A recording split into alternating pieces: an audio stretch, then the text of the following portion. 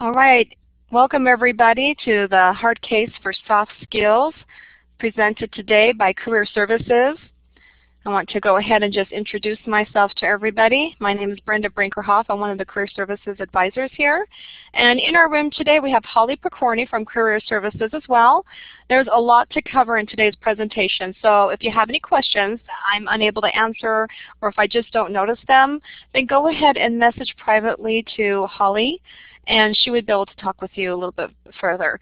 And I encourage and welcome your participation. So if you put anything in the chat room, I'm going to try really hard to read it. If it's just a conversation going on between two people, like I said, go ahead and message each other privately so that I'm not reading your personal conversations.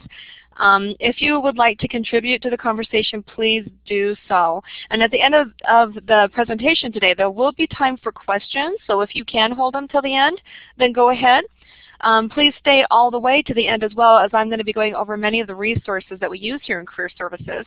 And I'll be citing several resources that we have that are in this presentation today. So go ahead and take note and then write them down as we go along, and you'll have a list at the very end as well.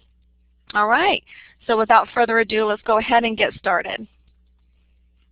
First off, I always like to start off with our credo here at the school and the purpose for Career Services. First of all, we do a lot of career advising, obviously. We specialize in all of our different programs. And then, of course, we want to educate you on how to build your own personal brand name. We provide such tools as networking and communication skills, and our goal is for you to obtain employment in your chosen field and receive the highest salary possible. So consider us kind of like your career coach. We provide employment opportunities, of course, for you to apply for, and Career Services is dedicated to the professional and personal development of our students. And that being said, a lot of people have asked me, well, what is professional and personal development? So from a definition I found on businessdictionary.com, it says that what it is basically referring to is the acquisition of skills and knowledge for career advancement, which it encompasses all types of learning opportunities that range from your college degree that you're obtaining now to formal and informal coursework that is in a learning situated through practice, consultation, coaching, mentoring, and reflective supervision. So this is why we offer soft skills resources through our Department of Career Services. A lot of people have asked me then the next question is what the differences are between soft skills and hard skills. Again, found on businessdictionary.com, it says that unlike the hard skills, which are about a person's skill set and the ability to perform a certain type of task or activity, such as your education, soft skills are personal attributes that often are described by using terms associated with personality traits, the ability to be practical, and to just genuinely like other people. It's often said that hard skills will get you an interview, but you need the soft skills to get and keep the job. Okay, so this is the 5th webinar in the Soft Skills series, which is number 5 in a series of 12 presentations that last anywhere from 45 minutes to an hour each. And this is in hopes that these will aid to improve your career readiness. And in today's topic, we're going to talk about professional attitude development, and this is part 1. It's been long assumed that employee skills are just naturally occurring, but they are in fact not doing so. Businesses are only now coming to the realization that their employees lack the soft skills needed. We'll touch on these subtopics that are listed here. So let's go ahead and get started with the first one in accountability. All right. So you might be asking yourself, how do you deal with an attitude problem without actually coming across yourself as having a bad attitude in your response? So this is an often said question to me, so I wanted to go ahead and give you a definition. Webster's definition for accountability is subject to having a report, explain or justify, being answerable or responsible. So as you can see, accountability, it starts out with the word subject, and it's often known to be quite a negative term when you look at it and when it's being used in sentences. So who is accountable for their success exactly? The definition here, like I said, subject to, implying little choice in the matter. This confession-oriented and powerless definition suggests that we all have observed accountability is viewed as a consequence for poor performance. And its principle you should fear because it is only going to end up in hurting you. However, I would like to consider us using this definition for what accountability really means, which comes from Oz definitions of accountability. A personal choice to rise above one circumstance and demonstrate the ownership necessary for achieving desired results. To see it, to own it, to solve it, and to do it. So you can see here that this definition includes a mindset or an attitude of us continually asking the question, what else can I do to rise above my circumstances and achieve the results that I desire? It actually requires a level of ownership that includes making, keeping, and answering for personal commitments. Such a perspective embraces both current and future efforts. Armed with this new definition of accountability, you can actually help yourself and others do everything possible to both overcome difficult circumstances and to achieve your desired results. And then I wanted to talk more on an attitude of accountability as well. There are actually these two quotes that I was looking up earlier, and it says on this one here, only when you assume full accountability for your thoughts, feelings, actions, and results can you direct your own destiny. I love how that was just poetically said. And then over here, accountability, actions toward or involving others that reflect the integrity of the person you want to be. So what I did is I looked up 3 professional attitudes in being accountable. So I want to go over those 3 with you. So first is to set clearly defined results. And the first step towards creating a culture of accountability is to define clear results within your organization. Whether it's a sales figure or a specific delivery person for your product or a minimum return on investment, make sure you define the goal. Then make it clear to all of your managers' employees from the bottom to the top and everyone in between so that they are all in the same working knowledge of what's going on. Then they have more of a forward-thinking ideal for the company. Management needs to generate a joint accountability for the results. So in an environment where there's joint accountability, it's impossible for anyone even to try to think, let alone say that he has done his job if the team has not received its targeted results. So you want to make sure you have those defined very well. And then 2, achieve results rather than just do the job. So how many times have you heard a leader in real life or in fiction demand that, well, I don't care how you do it, just get it done? You know, how many times have you heard that? They don't care how you do it, they just want to get it done. And you can share your experiences with me if you like. Many times, yeah, because the organization wants to chart your job description and kind of push people into a box. They give people the idea that they're getting paid and using their skills to perform and define functions or a set of tasks. Like this task-oriented mindset, though, leads people to believe that if they're performing their function, they've done what they're supposed to do, whether or not the result was achieved. So effective leadership operates on the premises that their people must focus on achieving the result. And that takes some passion behind it too, that everybody has the same goal in mind. Oftentimes employers lead people beyond the boundary of their jobs and inspire them to pursue results by creating an environment that motivates them to ask, well, what else can I do? Over and over again until the results are achieved. So that is really the better mentality and a better environment to align yourself with. Yeah, and it does make the atmosphere very mechanical, doesn't it, Crystal? If you're just told to do something and they don't care how it's done. It really depends on how hands-on, like if they're doing a lot of micromanaging too. And I totally agree with that, putting people in a box. Yeah, and then you get the do it my way or it won't be what I want, right? But that's not even encouraging creativity or your ability to think on your own. So exactly. And then the third one is accountability for the future. And when only you assume full accountability, you have to be accountable for your thoughts, feelings, and actions, which we're going to go over in just a little bit next, so that you can direct your own destiny. Otherwise, someone or something else is going to. The real value and benefit of accountability, it stems from the ability to influence events and outcomes before they actually happen. So being like on the committee that makes the decisions. The customary view of accountability fails to recognize that people can gain more from a proactive posture than from a reactive one. So this new view of accountability can help revitalize the business character, strengthen global competitiveness, and heighten innovation, improving the quality of product and services by the company worldwide. So yep, this is just really the way that more or less geared towards leadership and business owners. This is what this one is geared towards more.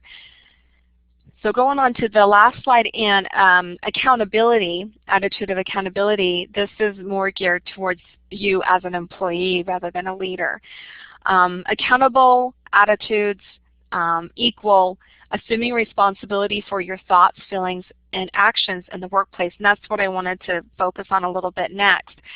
I like these two quotes that I have here. One is, it is not only what we do, but also what we do not do for which we are accountable. So sometimes doing nothing or taking no action is an action, is a response in itself.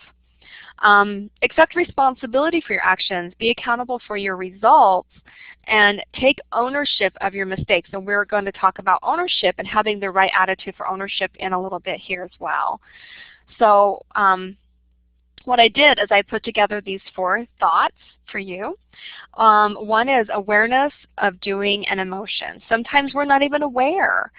So whether or not you're happy or we're taught that the event of our lives are told to cause us to feel a certain way, our culture teaches us that emotions happen to us.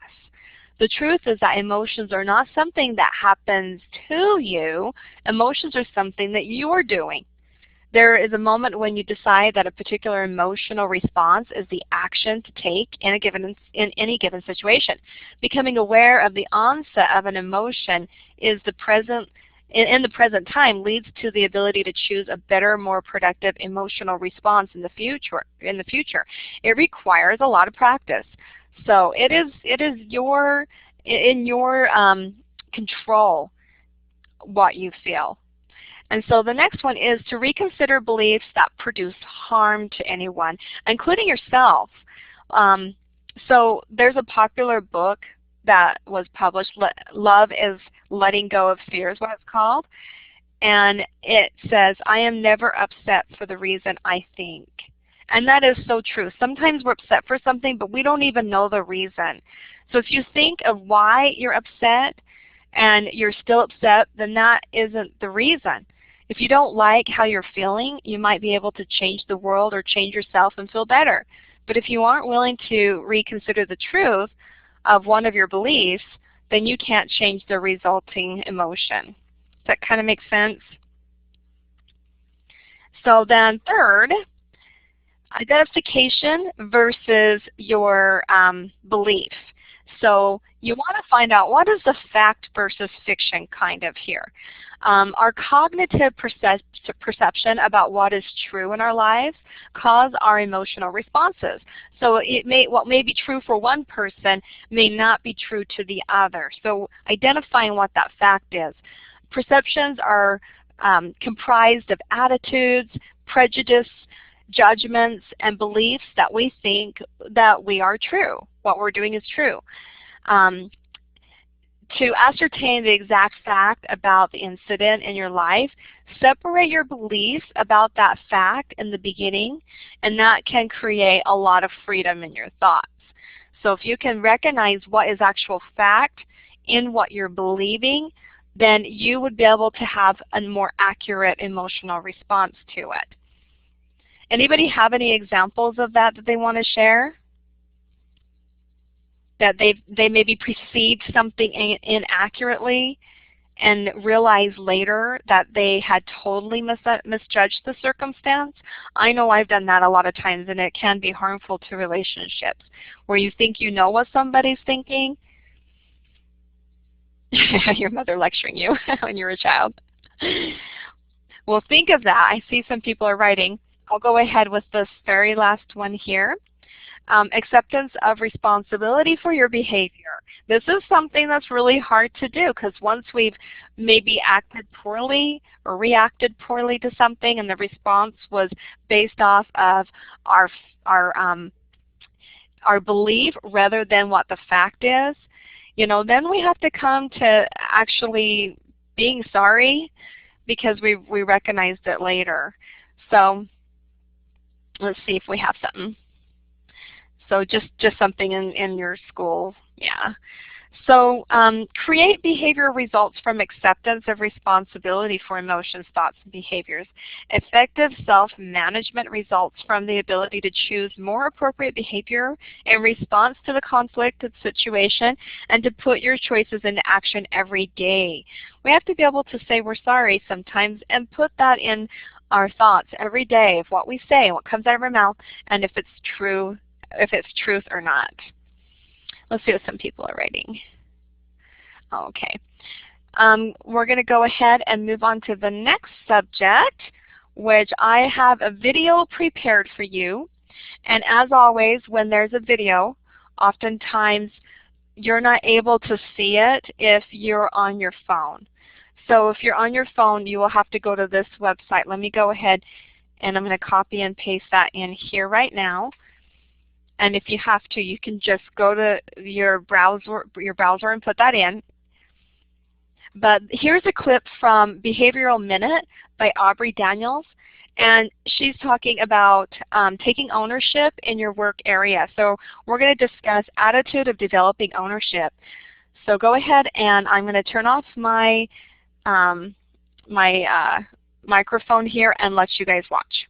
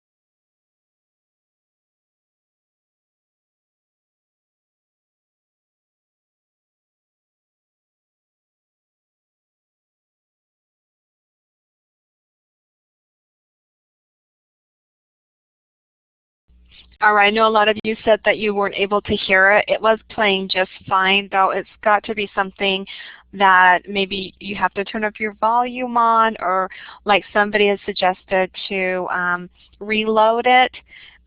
Or you could just go to the websites when I go to these videos if you're having a hard time watching it through the PowerPoint, and just watch it along with us. So sorry if there's any problem with the videos. It is going to be almost literally next to impossible if you're watching it on an iPad or on a smartphone. Okay, so everybody can hear me now, right? Smiley faces? Okay. All right, so we're going to go ahead to the next subject, which, oops, what did I do? Okay. Attitude of staying competitive, okay? So sometimes we are in a situation where we're employed for a long time and we have the same role at a company. All right, and I'm hoping that's going to be you guys. But what happens oftentimes is we become complacent. And so in today's world, there's no such thing as certainty. You can't let yourself get too comfortable, basically. You never know what's ahead, so keeping your competitive edge is always a really good idea, no matter how secure you feel in the moment. And who knows what kind of opportunities that may bring your way. The following tips will help you stay at the top of your game. That way, whatever happens, you know you're in a competitive position. So this is the attitude of staying competitive, and there's 7 ways to be able to do that. The first one is to develop your skills. Okay? You should always be looking for ways to expand your existing professional skills and develop new ones. No matter what your role is or how long you've been there, you always have room for growth. We don't want to have the attitude that, oh, there's nothing more for me to learn, because you're just kidding yourself and you simply cannot know everything. Get creative and remember that there's no such thing as a standstill. Every day you aren't moving forward, you're actually falling behind. Secondly, invest in yourself. There are so many ways to develop your professional attitude towards being competitive. The most most require an investment of your time is all, some energy sometimes, and maybe just a little bit of money. And I have to say sometimes it bothers me when I hear people say that, and they're from professionals a lot of times, they say they aren't willing to invest any of their personal time or their own money into their own personal development. They actually expect the company that they work for, or the school in fact, to foot the bill for everything and to do all the work for them. So while that may be really nice, it's actually a really unrealistic expectation, and it's completely backwards thinking. If you aren't willing to invest in yourself, why would anyone else want to? So if you don't make the investment and you're not a serious participant, you're seriously not wanting your professional growth, then you know, how would anybody else take you seriously? For instance, I've actually had this happen with us in the college here, because we offer the certificates to students that are only attending Salt Lake online. And it's frustrating because some students are from like San Diego or Phoenix or somewhere else, and they don't get them. Okay, so it's unfortunate, but they feel like the lesson or whatever they were able to benefit from the soft skills presentation was a waste of their time. But it's not. That's an unfortunate attitude to have, because obviously they benefited from it. Education is just that, to be educated. And so they can include that on their resume. And I encourage you guys now, while we wait for the printer to get fixed, I have all your certificates ready to go, but to put it on your resume and be proud of that and not have to wait until you get a piece of paper to show off what you've learned in these courses. And third is join a professional association, okay? Because I've long have been telling professionals to get involved with associations. First off, when you're involved with a group of like-minded professionals, you gain access to a world of wisdom and experience. You create amazing business relationships with people who can help you grow in ways that you can never have imagined. And these same people can help you tap new, exciting opportunities that you wouldn't otherwise have ever known existed. Aside from the incredible networking that most professional associations will give you as well, will give you also access to valuable learning opportunities, whether through you know, the speakers and meetings, like having annual training conferences or newsletters, highlighting trends that maybe are in the field of industry that you're involved in. For instance, I'm involved with the UDOW Task Force, which is for those that have a criminal background record, and how to present that information to an employer. That's something I don't have to do, but that's something that I like to do, and it actually helps create more security in my position here, because it's something that I know. I don't have any certificate or award on the wall for it, but it's something I'm involved in, and it's something I can offer because I've joined that professional association. All right, and then 4 is just volunteer your time. Just volunteer a few hours a week in the community with maybe your church or some sort of affiliation. Aside from your personal satisfaction, you'll also gain valuable experience you can use in the workplace. Much of what you do will be quite different from your day-to-day work. You might be working in the food pantry or at the clothing closet or handing out bottled water to the homeless. It doesn't matter. You'll likely find yourself stepping out of your comfort zone frequently, and that's a surefire sign of growth. Depending on your role and the organization, you may also gain some great networking opportunities that you could just get out there and mingle with people. I network with people right at the grocery store. So remember that everyone you meet is a potential business contact. So take your volunteer work as seriously as you take your regular work. And then, of course, network. You want to attend regular networking events in your community. Did you know that we have career fairs? Did you know that every college campus that is in your area will have a career fair? Go to them, because it doesn't matter if you attend that university or college or not. It's a career fair that you can go to just because every college offers them to whomever wants to come to attendance. And sadly, too many people associate networking with job searching only. They wait to do it until they need something from the people that they meet. So don't think of networking as a way of just utilizing it during desperate measures of your life where you're going through some horrible experience. This is a great way to start a relationship, even if you're not in need of one. And that's what makes people dread the idea of networking, is if you don't use it for that purpose. Get out there now and start developing real, authentic connections with other business professionals. Build trust and have fun and get to know people for who they are, not what they can offer you. Then, should you need a little assistance in the future, you'll have a strong network to call on, and they'll be more willing to help you as a friend, not just as a contact. And we all need good friends. Exactly, Lisa. All right, so then hone your leadership skills, and I certainly hope that we're developing all sorts of leaders here at the college. Any person in any position at any level in any industry will benefit from leadership skills, seriously. So look for opportunities to take on leadership responsibilities at work and in your community and anywhere else. As a leader, you'll practice a variety of skills including communication, management, negotiation, collaboration, and more. Regardless of your career aspirations, you'll benefit from this. Even if you have no desire to grow into an official leadership capacity, acting as a leader also improves your visibility and helps you build a powerful professional reputation. And let's face it, a big part of being competitive is getting noticed in the first place. So put yourself where people are going to see you. And then the last one, number 7, challenge yourself. Finally, I encourage you to continually challenge yourself personally and as well as professionally. Seek out opportunities for growth, even if you don't immediately see how it relates to your career. The more you expand your horizon, the more you have to offer in the workplace. And you never know how it will pay off.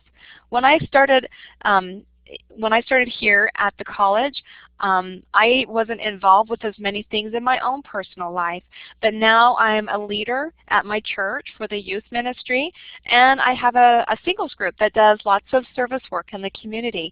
And these things have transitioned into my life drastically, and especially in helping develop my personal attitude towards staying competitive and just being of value in the office and in the workplace and in everything that I do.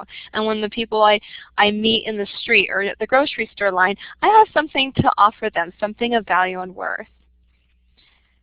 All right, so as we continue on in our professional attitude, I wanted to talk about an attitude of determination and grit. I love how this little saying over here says, I know the price of success, dictation, hard work, and an unremitting devotion to the things you want to see happen. I just think this is so poetic. And what I want to do is talk about what true grit is. I kind of want to focus on grit a little bit because it's a little bit different than determination. It's actually more passionate, and it's over a long period of time to achieve this kind of goal. So have you ever come in contact with a person who is so good at what they do it almost appears like it's effortless? Come on, think about it. You've seen people do amazing things, right? You see them embody true grit as they're performing, and they do it with such grace that it appears easy for them, right? Well, have you ever thought about that perhaps it wasn't easy for them, that it was a muscle that they've had to develop and grow, and with exercise they became strong at it? And that's how we start. So say, for instance, a professional athlete, or maybe a musician or a doctor who had to go to school for a lot of years and show a lot of persistence. It might even be a mom who seems to just eloquently balance her life, and simultaneously she's caring for herself and raising her kids all happy and getting along and healthy. So we see examples of people with true grit among us every day in all walks of life, and they all have similar habits. They have relentless pursuit of excellence in whatever it is that they do, and the ability to see past obstacles while consistently working to achieve their goals. It's really the silver lining kind of people that have that attitude to look to see what the benefit is in almost every circumstance. So as you might think it's easy for them, those are actually experiencing difficulty know that it's a challenge. And it's human nature for us to not always reveal that to others when we're going through a difficult time. So how often have you been asked, you know, how your day was, and you're going through a difficult time and you just say, yeah, it's fine. You know, we do that a lot, don't we? Let's see, I think I got a good comment here. Let's see. I want to read that. By Lynn. Life makes us stronger. We have to let bad things make us better and not bitter so that we can move on with peace of mind. Oh my goodness, Lynn, you said that perfectly. So thank you for that. Yeah, so to be true achievers isn't easy. It's actually very difficult. So deliberately practicing the hard work is often done alone, and sometimes that can be okay. Sometimes we have to, you know, be able to go through things alone in order to be stronger for them in the end. It's not something that people want to share sometimes. So I totally understand when someone's going through something hard and they say, no, it's nothing. There are times though we do need to talk about it, so I'm not encouraging you to just go through things alone. But imagine how like a competitive runner that's like looking to train for the Olympics, they practice in groups from time to time, but some of their most difficult workouts, when they push themselves to the brink, that's done in solitude. They harness all their mental energy into pushing just a bit harder each time they train.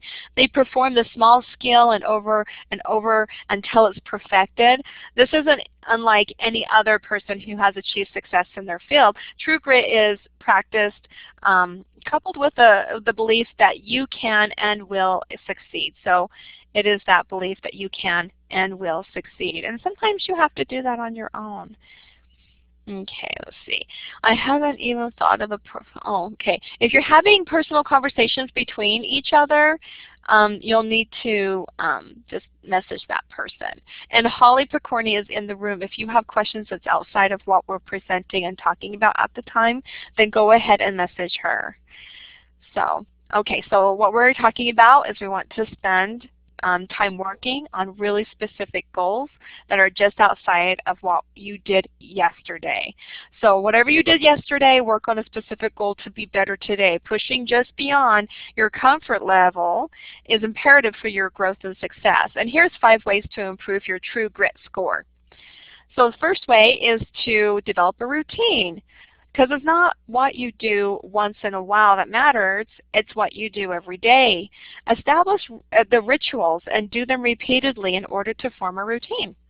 They say it takes a total of 40 days to develop a habit, either healthy or unhealthy. So after 40 days, if you developed a routine, then it becomes habitual and easier to do. So number 2, create affirmations and mantras. Make a conscious effort to have specific phrases and outlooks that you can tell yourself daily. If you notice that you're experiencing that negative self-talk, immediately change it. And that's how we we work on our attitude continually is really just thinking about what are we thinking about. Have you ever thought of that? Well, it's like, what did I just think about? Being aware of our thoughts and talking us out of the negative thinking. And then number 3, practice your skills. Whatever it is you hope to accomplish, you'll require by deliberate practice. Expect that you'll have to work hard and you'll have to invest your time. And then number 4 is tap into your inner strength.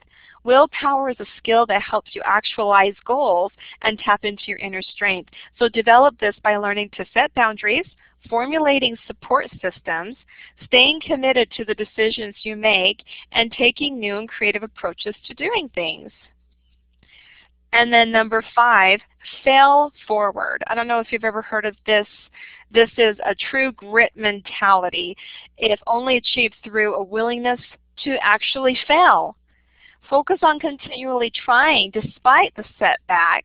You know, you've heard the old saying, to get back up on that horse again. So expect that success will not come easy, and learn from your mistakes.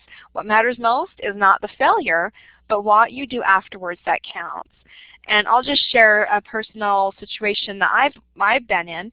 I ride motorcycles, and I love it. And I only got good at it because I kept falling over.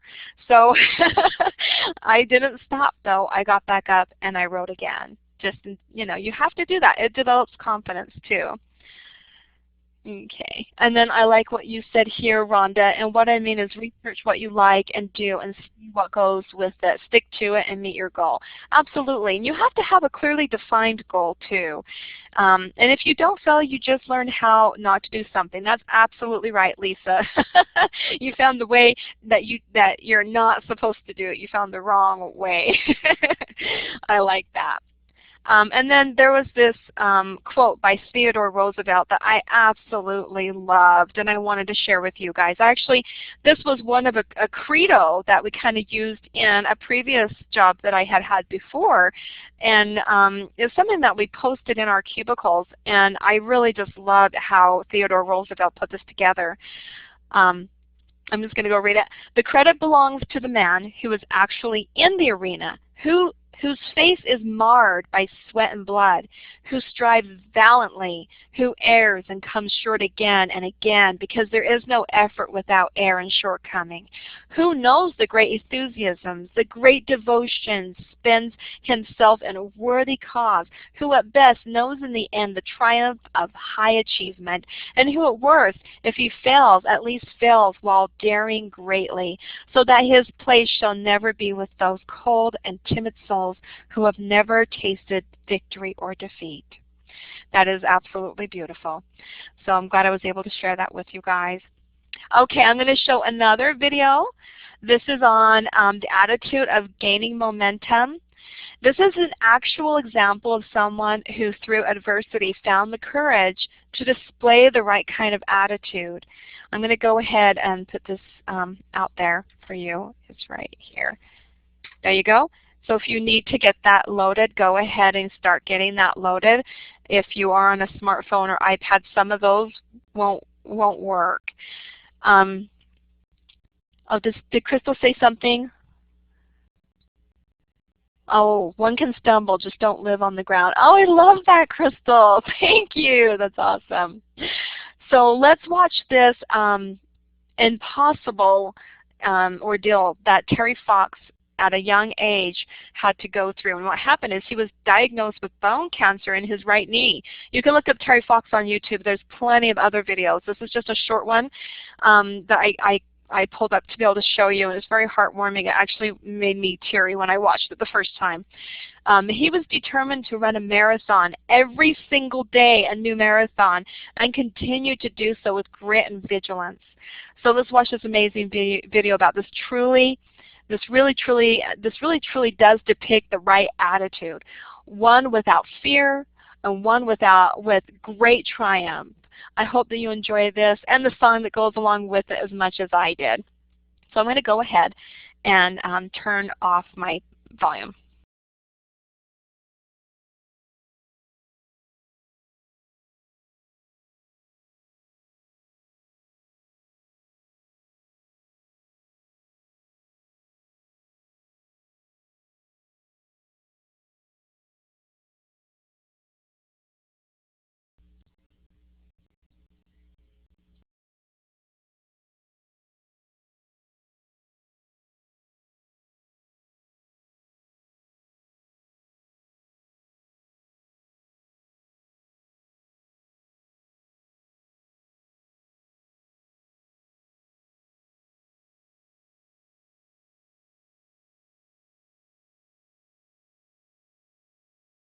All right. I'm so sorry that that video didn't work for everybody and all you could see was the gray. Yes, if you have a chance, you have the two links that we're also going to be showing up in the end here under the resources. So you can also write those down if you have a pen handy, or just copy and paste them on a Word document for now and watch them later. But that is certainly an attitude of gaining momentum. What a wonderful example he was. And the song just made my day.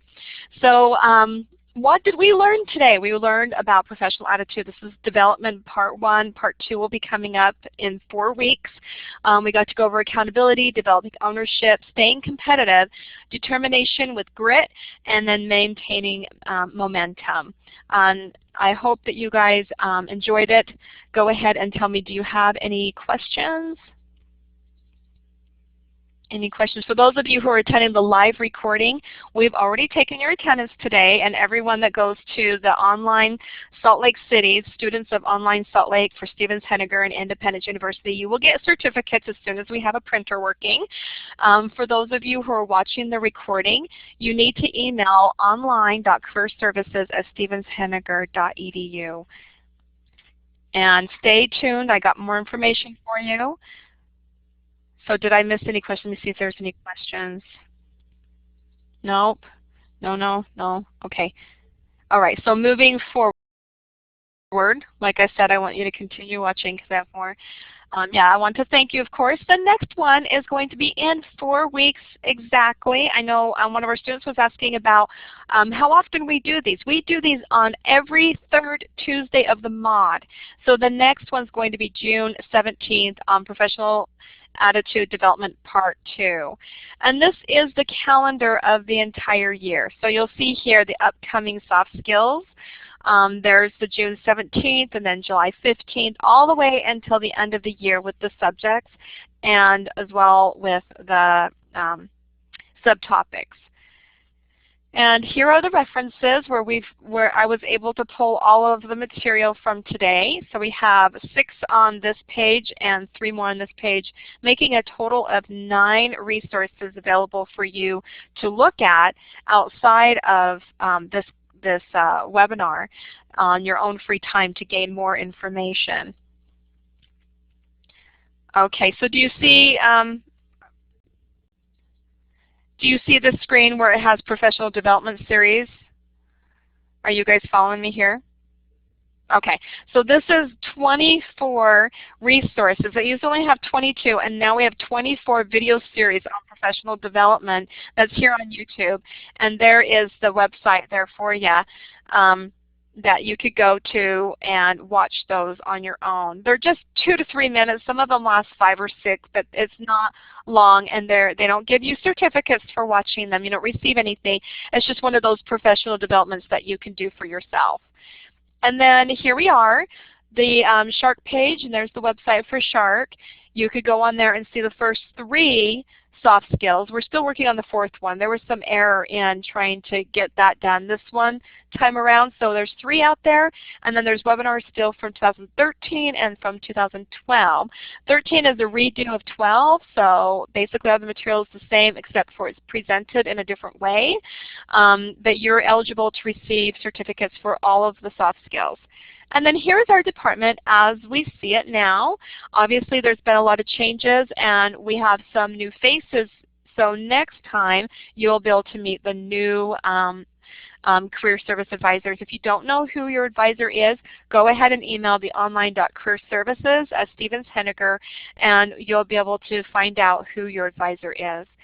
So thank you so much for everybody attending today, and we look forward to seeing you back next time. Thank you so much for coming.